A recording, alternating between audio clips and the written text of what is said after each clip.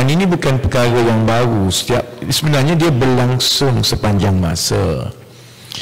Cuma sehingga sekarang tidak ada ahli politik yang mengambil tindakan untuk berdepan dengan perkara ini. Dalam ceramah mereka, dalam program mereka, dalam TikTok, tema-tema kempen dan kandungan mereka sering berkisar kepada mesej berikut. Pertama, bahawa agama Islam di negara ini sedang diancam, kecualilah pengundi Melayu memilih mereka dalam pilihan raya kerana parti-parti lain seperti PH dan BN tidak cukup pegangan Islam seperti mereka di dalam PAS.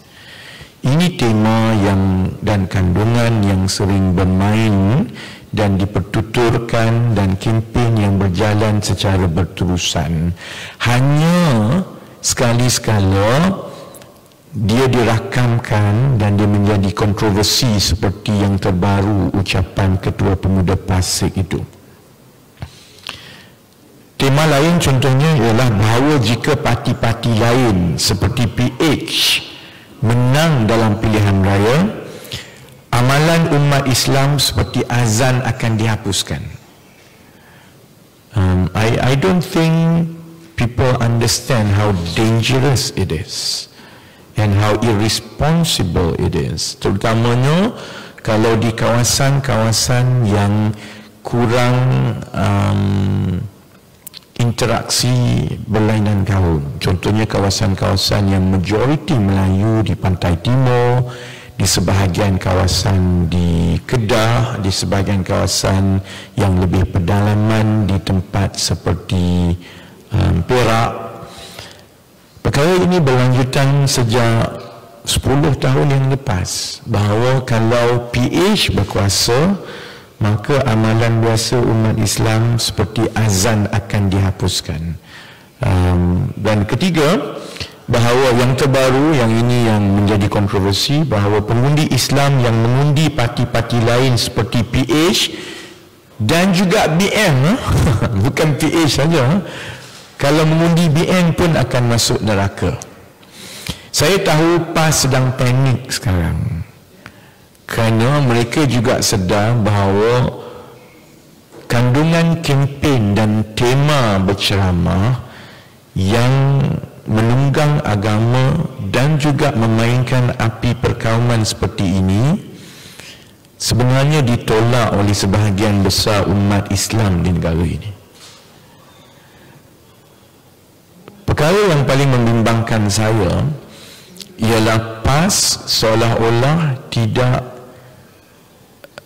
mahu menerima tanggungjawab bahawa memainkan api perkauman seperti ini dan mengheret soal agama ke dalam kempen, dia bukan saja soal untuk menang undi, tetapi yang lebih berbahaya ialah ia menimbulkan kebencian kepada kumpulan tertentu, menimbulkan kebencian kepada kumpulan minoriti di negara ini, kumpulan agama lain di negara ini, dan juga sekarang ini menimbulkan kebencian terhadap umat Islam yang lain yang tidak menyokong mereka.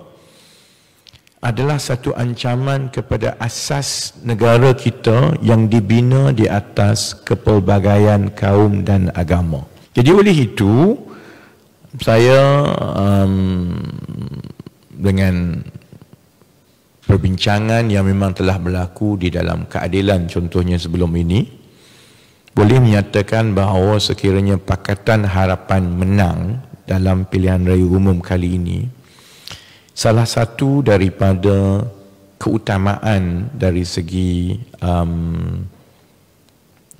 rancangan undang-undang ataupun legislative framework yang akan kita beri tumpuan ialah untuk menggubal, melaksanakan dan menguatkuasakan satu rang undang-undang untuk mencegah kebencian.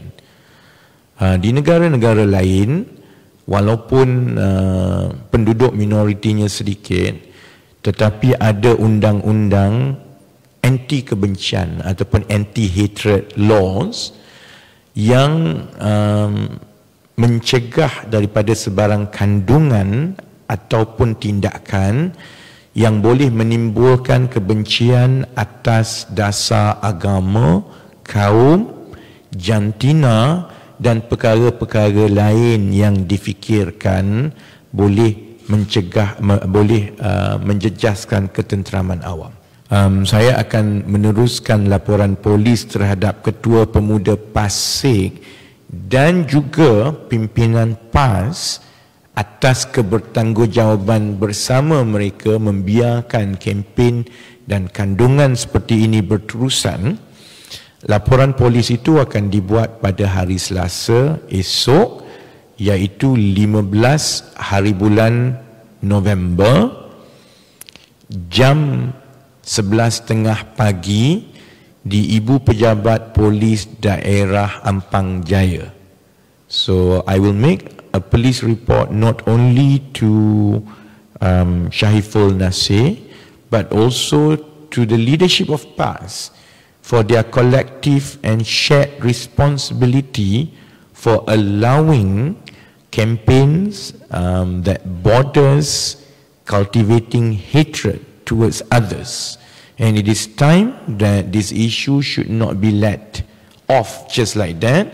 Dan saya percaya ramai rakyat Malaysia yang berbilang bangsa dan agama di luar bersetuju dengan saya dan Pakatan Harapan supaya lantaran daripada kontroversi yang timbul mengenai undi BN dan PH masuk neraka ini, kemudian diterjemahkan kepada satu kempen dan tindakan untuk menggubal rang undang-undang mencegah kebencian supaya perkara ini tidak lagi berulang dan ia terpakai kepada semua rakyat Malaysia, yang Melayu, Cina, India, Iban, Kadazan, semua agama, supaya kalau ada yang berani bermain dengan sentimen perkauman sekali lagi di masa hadapan, sentimen keagamaan seperti ini, ada peruntukan khusus dalam undang-undang yang boleh diambil tindakan terhadap mereka.